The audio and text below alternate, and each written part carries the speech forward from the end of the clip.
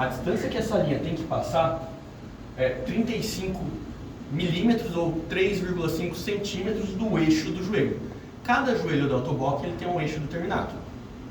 No caso do 3R80 é 35 milímetros. Quando está muito posterior, o paciente ele vai ter uma dificuldade de andar para vencer isso. Então vamos falar assim, ele está um pouco mais, ele tem que fazer mais esforço para conseguir caminhar. Se ele tivesse muito anterior, se ele tivesse essa linha estivesse passando em cima do eixo, o paciente ia estar a todo momento entrando em flexão. Então, geralmente, a gente vai colocar dos dois casos, tá? Geralmente é o que acontece. O paciente, ele está, quando está passando nesse eixo, ele está sempre entrando em flexão. E quando está muito posterior, o paciente ele tem que fazer mais força para conseguir dar o passo, para flexionar. Só que desse jeito, o Ezequiel falou que está sentindo muita pressão também no encaixe. Então aqui, o pé está passando um pouco anterior. Aqui a gente está passando anterior ao eixo do joelho.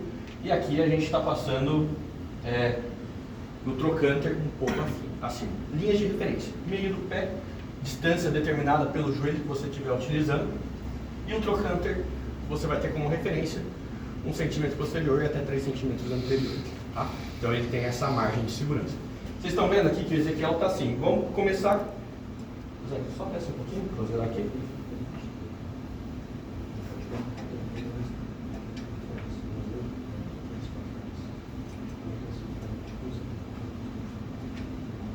Pode subir.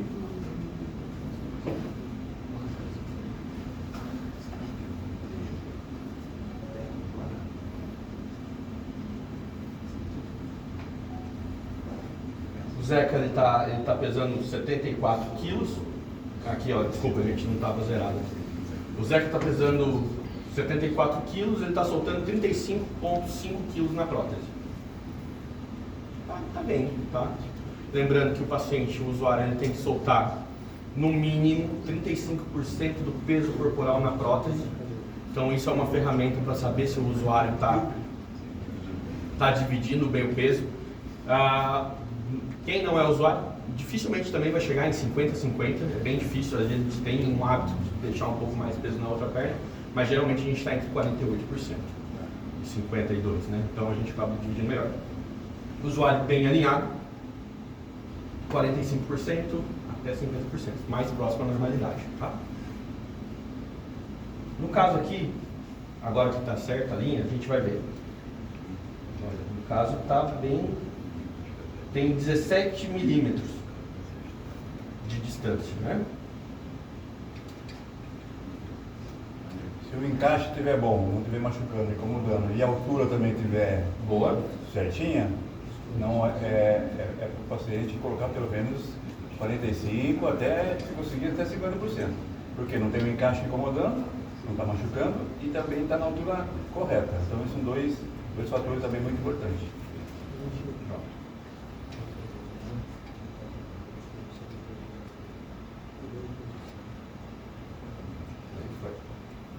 Quem pergunta quer saber. Como é que eu vou achar que está boa de altura? Pela outra perna. Oi? Para ver a altura da outra perna em relação a essa aí, como é que eu vou saber que está legal na mesma altura? Eu utilizo placas de altura, Né? meço Manualmente. manualmente, Certo. tenho o nível também, tem como você utilizar o nível. Certo.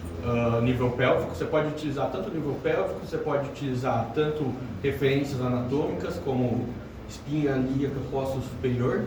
Você também pode utilizar o ombro eu não confio tanto porque às vezes tem um paciente que já tem uma escoliose, já tem alguma coisa, então eu acabo não utilizando. E se é um paciente já um pouco mais experiente, eu vou pelo feedback do paciente também. E o que eu gosto muito de usar muitas vezes é a tábua de compensação, é o famoso, ó, como você está se sentindo? Me sinto um pouco baixo. Aí você coloca lá meio centímetro. Daí o cara, não, melhorou. Aí você, vou tipo oftalmo, né? Ó, vou colocar 1,5. Não, tá muito. Qual que você prefere? E daí você vai avaliando essas anatomias. Como eu vou mais pelas cristas ilíacas. É que a crista ilíaca, muitas vezes, se você pensa num trauma, é difícil, porque tem paciente que já chega totalmente descompensado, no sentido de já usa a prótese há muito tempo, ele tem uma rotação, tem alguma coisa assim. Mas é o primeiro ponto, né? A gente vai pela crista, usa o nível pélvico. A espinha ilíaco superior, por ela ter uma proximidade maior uma da outra, ele pode ser que tenha um desvio menor, então ele acaba sendo um pouquinho mais fidedigno, tá? Mas você pode usar a espinha ilíaca tanto um quanto o outro. Se é uma coisa aberrante, você vai ver, né? Mas eu prefiro esses pontos porque é mais fácil você ter anatomia óssea, pela proximidade de um ponto do outro. Então você faz isso, mede, ombro, se o cara não tem nenhuma compensação, mas já é mais difícil, e tábuas de compensação de altura. Tá? Eu gosto, no caso do Ezequiel, ele até brincou na Maria Braga. Eu falo, Ezequiel, tá bom? Tá. Ele fala, beleza. Parece. Vai que a gente consegue ajustar tudo. E no Mas início também você tem umas referências, né? Você mede do chão até o isso é muito importante. interarticular do joelho, para você já ter um início de medida, de altura, né? Aquela básica, pé descalço, você mede chão até a interarticular do joelho. Se a gente pegar aqui, Descenda mais 2. a gente tem o centro de rotação do joelho, né? Então como que a gente vai medir o centro de rotação do joelho? Paciente sentado, 90 graus, linha interarticular 2 centímetros acima. A gente acrescenta 2 centímetros acima para dar mais ou menos o centro de rotação do joelho. Porque o joelho, ele não é... O joelho é isso aqui, né? Quando ele faz a flexão, ele faz um deslocamento... O joelho policêntrico.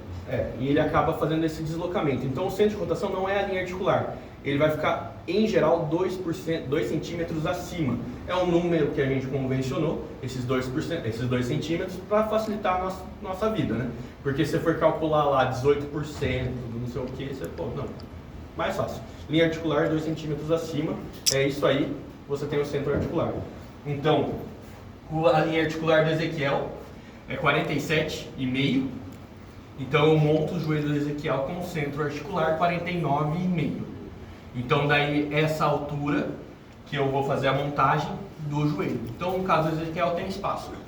Se é um paciente desarticulado de joelho, eu já não tenho esse centro articular. Eu vou ter que tentar aproximar aproximar ele o máximo possível. No caso do Ezequiel tem espaço, até, inclusive o Ezequiel tem um rotador, e aqui a gente até colocou uma peça um translador, aqui só está o translador, mas do Ezequiel tem um rotador e mais uma peça. Aqui a gente colocou para a gente demonstrar o alinhamento. A altura que vai faltar do centro até o final do cotovelo, você pode tirar medindo do isquio ao solo e fazer um total. E depois você medir o coto do paciente, diminuir, e aí você tem pessoas que fazem de N formas, né? Tem pessoas que medem da ponta do coto até o chão, tem pessoas que medem do isquio até o solo, e aí você vai determinar como que faz, cada um faz de uma forma. Mas daí é muito importante isso eu sempre levo em consideração, principalmente na avaliação do paciente. Se eu vejo que eu vou precisar colocar um adaptador, porque isso encarece. Então, se eu preciso colocar um duplo adaptador, o preço da prótese vai subir. Muitas vezes a gente acaba fazendo a prescrição, não, vou te vender uma prótese e tal, não sei o quê. Daí você acaba, não, vou ter que baixar um pouquinho. Daí você esquece, você vai ter que usar um adaptador. Depois vai ter que acrescentar. Depois você vai ter que acrescentar. Então é muito importante a gente levar todas essas medidas em consideração na hora da avaliação. Eu pergunto assim, porque eu também sei que